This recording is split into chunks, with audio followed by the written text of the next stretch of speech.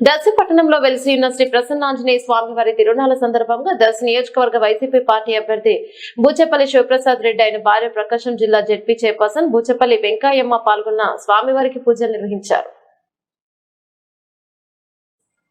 తిరునాళ్ల సందర్భంగా పట్టణంలో అనేక రకాల దుకాణాలు, పిల్లలు ఆడుకోవడానికి అనేక రకాల స్టాల్స్ ఏర్పాటు చేశారు. ఎలాంటి ఇబ్బందులు తలెత్తకుండా పోలీసు వారు బందోబస్తు నిర్వహించారు. ఎన్నికల కోడ్ అమల్లో ఉన్నందున ఎలాంటి విద్యుత్ ప్రభలు నిర్వహించలేదు. ఈ కార్యక్రమంలో పార్టీ నాయకులు పాల్గొన్నారు.